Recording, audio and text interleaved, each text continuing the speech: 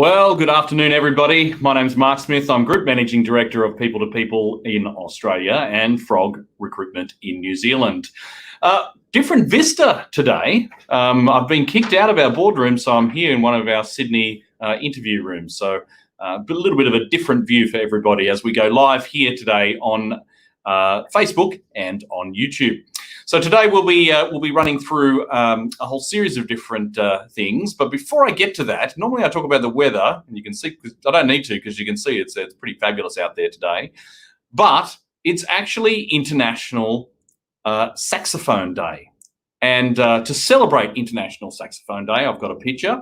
And I thought the most appropriate picture that I would put up first is this one, which sort of combines the US election palaver that's been going on over the last few days, and obviously the fact that it's International Saxophone Day. This was taken in 1993. I remember 1993. That was a pretty magic year. Okay, so what are we actually going to be doing today? Well, today we'll go through our regular numbers section, where I'll be focusing today on some very interesting response to COVID statistics that were released yesterday by the ABS. So I'll have a few numbers there. We'll also be joining Kim Padmore from our Western Australian office, and she'll be giving us an update of what's going on over in WA.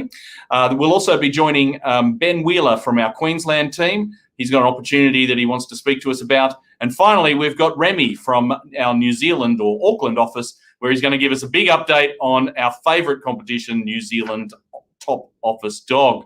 So if you do have some comments today, then we can see them live.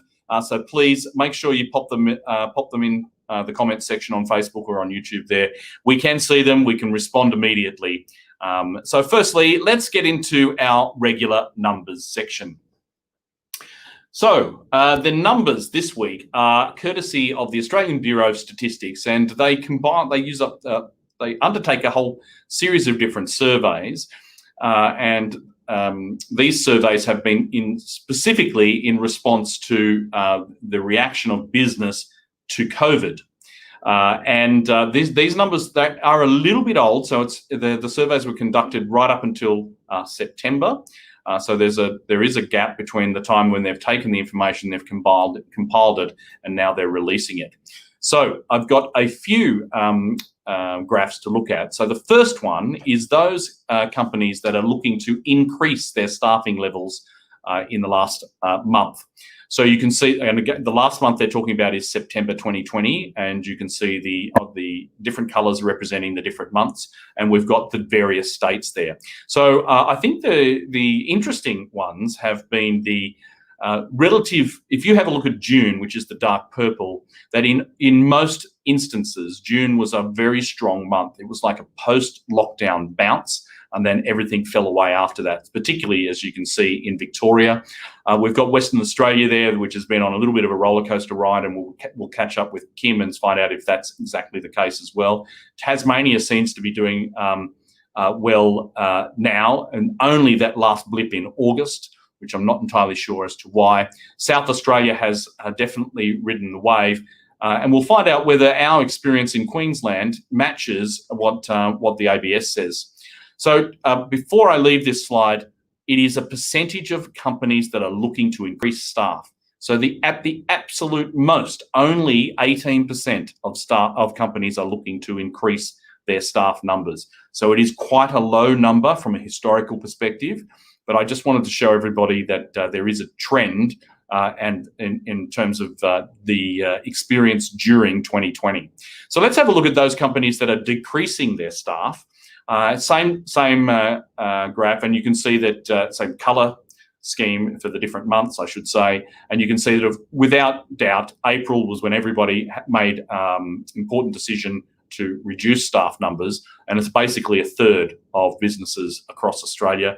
The only exception would be South Australia went harder, deeper initially in April, and then it's the propensity to decrease staff has flattened out in most states, except for Victoria for obvious reasons.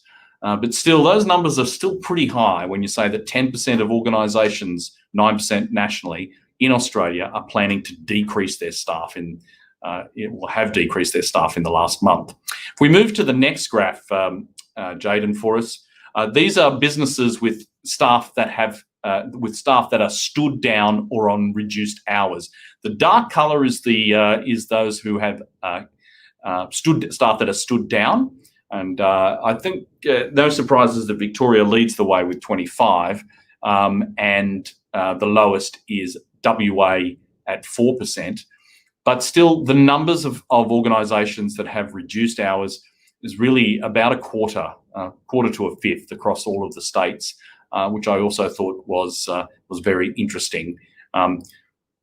You can see that Western Australia is certainly doing very well, and despite Tasmania initially doing well, and you can see in terms of the amount of staff that they're recruiting, etc., they still do have, because of the reliance on the tourism sector, they have a lot that are stood down and on reduced hours.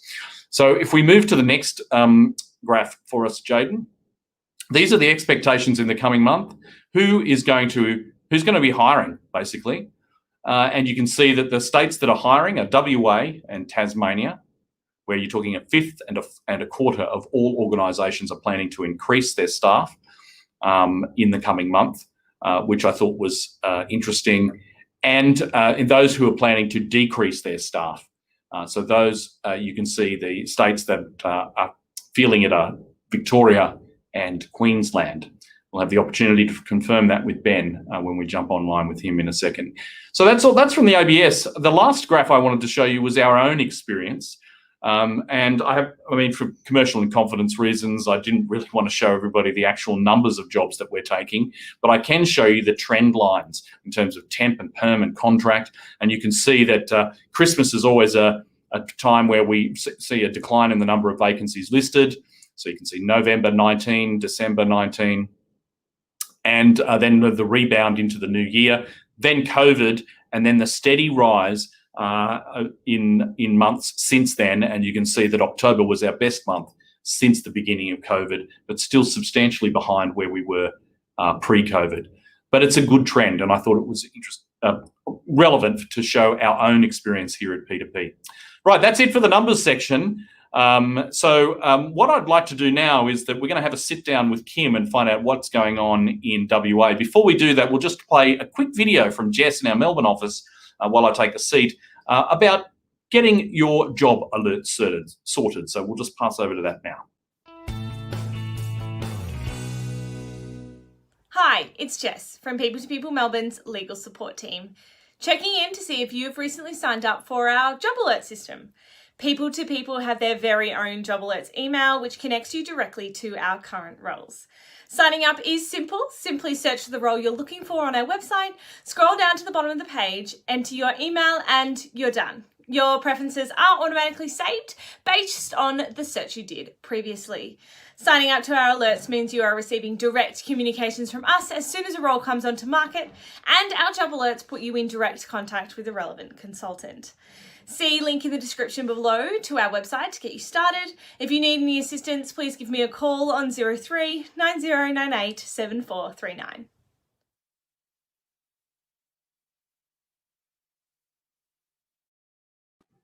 Fabulous. Thanks, Jess. And g'day, Kim. How are you? Hello, I'm good, thank you.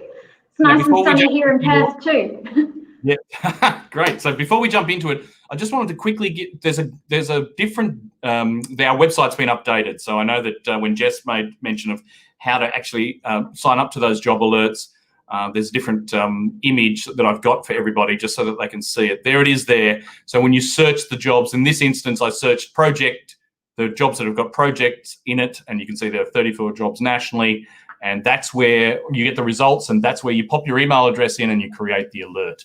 So make sure you jump on and do that. Rightio. Okay, Kim. So what's going on in WA?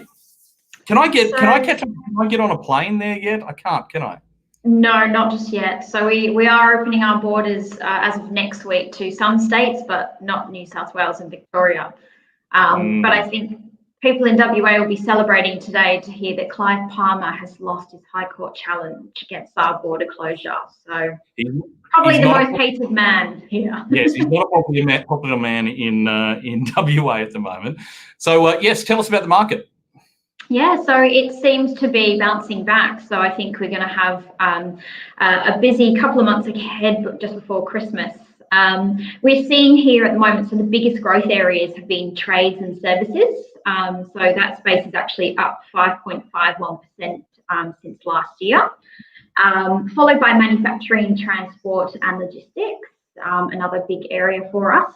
And hospitality and tourism also up as well, I think, in WA. Obviously, we've had the hard border closures, so we can only really travel around WA, so no surprises there.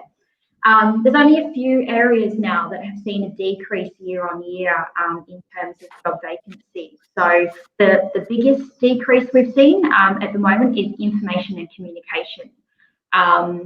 And I'm thinking potentially that's because there was a big surge in that area when COVID hit. So a lot of organisations got all their IT and everything sorted at that time. So it has kind of dropped off now. Followed by accounting. Accounting is seeing a year-on-year decrease. And as a whole, legal as well, whereas legal support roles are actually up just over 2% year on year. But generally speaking, I mean, temporary recruitment's kept us really busy during this time. A lot of businesses, obviously with the uncertainty, have just needed to cover gaps quickly. But in the last, I would say, month now, permanent recruitment has also picked back up again. And how are you finding, I know that some of the experience in some of the other offices are that candidates are still hesitant to actually change jobs. So even though there are now more opportunities out there, trying to attract or seduce somebody to come into a new opportunity is still very difficult. Is it the same in WA? Yeah, definitely. And I think especially because WA is, you know, a real boom and bust economy. So we've kind of seen this cycle before with the crash of mining. So a lot of people are now just really conscious of learning from that and holding on to stability. And so it's really hard to pull people out of roles at the moment if they are in permanent, stable positions. Okay, great. All right. And if somebody wants to, so maybe somebody's available immediately and they want to get in touch with you, how would they go about doing that, Kim? So you can give me a call on 086160 6160-6201, or you can send me an email, kim@people2people.com.au. Now, do you have any, I didn't ask, but do you have any opportunities you want to talk to us about? Or? I do, yes. I do have a legal opportunity today. So we are currently recruiting for a national law firm. They're based in Perth CBD on St George's Terrace. They're currently looking for a senior legal assistant with 5+ years experience to provide support to a partner. The partner specialises in commercial litigation and dispute resolution. This particular partner is someone who's really approachable, very easy to work with. I know they're not all like that. There's also flexibility to work from home in this role as well. And in terms of work-life balance, they've got a huge focus on that. So there's very little overtime in this particular position. So salary-wise, so looking up to 78 package, depending on experience. Okay, great. And do we have a link for everybody? Or what type of experience do you need for the role, Kim? I've got a message there. Yeah, so we're definitely looking for someone who has worked as a legal assistant. So someone who's really confident with the litigation process and also able to troubleshoot documents. Okay, fabulous. And do we have a link to the job? We'll make sure that we get one popped into the comments there so that if anybody wants to talk to you about it, then we'll do that as well. But thanks for that. One day I can get over to Perth again, maybe. I know, soon. Yeah. Fabulous, fantastic. Well, thank you, Kim. Now let's move and have a chat to. We'll go north of the border to another state where I can't visit as well, which is Queensland and Ben Wheeler. So Ben, you've got an opportunity of the week and that you'd like to talk to us about as well. I do indeed, and I think you will be able to visit us shortly, depending on the latest update that we'll probably find out in the next couple of weeks. So fingers crossed it opens up. We'll have to wait and see. My brother-in-law's 40th birthday party on the 5th of December. I reckon I'm not going to make it though, am I? You're cutting it fine, I think. Yeah, it really depends. I mean, unfortunately, we've had our election, so that's out of the way, but that decision's, I'm afraid, been pushed down the road for the moment. So at the moment, we've got a finance manager position. It's based on Brisbane South Side. It's working for a very well-known FMCG business. We're looking for a qualified accountant with extensive manufacturing FMCG experience and someone who's really looking to business partner. So it's not an accountant role sitting behind a desk. They very much want someone to be out in the operational side of the business, really understanding the key drivers and working in all aspects of the business to add value as best as possible. We're looking at a salary of up to 130,000 plus super, and it is on a permanent basis. If you would like to find out more, there'll be a link, I believe, we put on. Just there. Yep. And you can also just give me a call on 07 3118 0125. Is there any other benefits to you that we should be aware of? Yes, there is on-site parking, and there is potential of a bonus. I'm going to say potential because it's not confirmed just yet. Yeah, excellent, fantastic. Well, nice to see. I mean, you can see that in WA, accounting wasn't moving so much. Nice to see this type of role in Queensland. How is the accounting market in Queensland generally? Just before we let you go. It was interesting with the graph I hadn't seen before. You showed around the job growth and the numbers. That's absolutely what we've seen. So it sort of reflects that. So August has been the best pre-COVID month for us, and then it sort of dropped off a little bit, softened September, October. For this month, it is actually looking a bit better coming forward. And of course, now we've got Christmas. It's really after Melbourne Cup. We're talking about the next couple of weeks before we get that slowdown. And this year in particular, I am expecting that, not just on the jobs front, but candidates. You mentioned, I think you asked Kim about candidate hesitancy. So we are seeing quite a few people that are sort of saying, you know what, I'm going to look in the next year. So it is a challenge at the moment to tempt people out of roles. Yeah, no, not a surprise there at all. Fantastic. All right, well, maybe I'll get to see you when if they open the borders for my brother-in-law's 40th early December, but you never know. Hopefully, I'll be able to get there. But thanks, Ben. Thanks for joining us this afternoon. Yeah, no worries, and don't forget State of Origin. Oh yeah, you got an image. You got a picture. I know you got a picture because you told. Have you got it there, Jaden? Oh, you know, I thought Jaden was a New South Wales fan. Yeah, I think I'm vomiting a little bit in the back of my mouth there. That's what I think I'm doing there. Right. Anyway, not so good. Thanks, Ben. Let's now go across the ditch, and we'll have a quick chat to Remy, who is our marketing manager who's based in Auckland office, and he's got the marketing gear right behind him there because you've got. You want to tell us a little bit about New Zealand top office dog? Give us an update there. Yeah. So just to give you an idea of why we started this competition 5 years ago, so research has shown that allowing dog in the workplace would improve productivity, improve well-being, and reduce stress-related illnesses. So for that reason, Frog Recruitment started the competition just to celebrate dogs and how they bring happiness, whether you are working from home, and it's actually a really good point this year, or working from the office. And I'm definitely excited.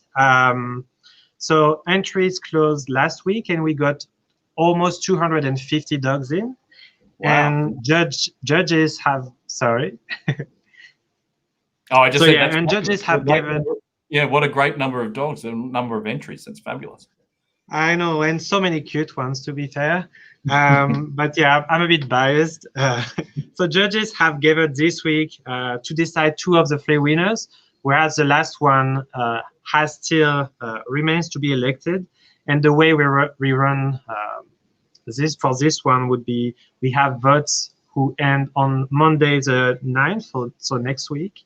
And we should get the results within a day, which is much better than the United States election right now. That's right, exactly. So we should expect the winners then early next week for New Zealand's top office dog. Yeah. I saw a couple of pictures there, one from PwC and one from, I think, Health. What are they? Yeah. So to give you an idea, so this is Eddie. So he's from the Health Vision organization, and he's, I believe, a dog therapist. So he comes and visit patients just to try to bring some happiness and make sure they just to improve their well-being while they are in a very tough situation sometimes. Mhm. And the other one is Vixen. Here we go. So as you know, we had a terrorist attack in Christchurch last year, and Vixen was Vixen was at PwC at that time, and they unfortunately lost someone during the terrorist attack. And Vixen was allowed to come to the office just to try to support employees who were going through very difficult times. Yeah, so yeah, definitely a great competition. Amazing dogs, amazing dog owners, and yeah, it's just a very heartwarming competition. Yeah, great. All right. Well, I look forward to hearing the winners next week. That's going to be exciting. If you want more information, where can somebody get that information? I can see there's a link there, but where should we point them to, Remy? Well, either they go to the link, and the link will link them to the Facebook event or to the Frog Recruitment page, Facebook page, or they can just type Frog Recruitment on Facebook and go directly to our page, and from there they can actually vote for their favorite dogs. Fabulous, fantastic. All right, we've got a couple of comments there. Cute competition. Oh, and somebody said, "What about cats?" Well, they're probably ignoring it. No. Well, we actually had a client who asked if he could enter his rabbit. So we said that for diversity purpose, we are very happy to have a rabbit in the competition. However, it's very likely he wasn't going to win because it's still New Zealand top dog. Fantastic. All right, thanks, Remy. That's brilliant. I'd encourage everybody to go have a look at all of the pictures on social there. They are really cute. And that brings us to the end of today's broadcast. Thanks for joining us, and a big thank you also to Kim Padmore in WA. Thanks for joining us, and also to Ben in Queensland for joining us here virtually. Maybe one day I'll be able to get up there to Queensland or over to WA soon. And thank you to everybody else for watching, and we'll see you all again next week at 12:30.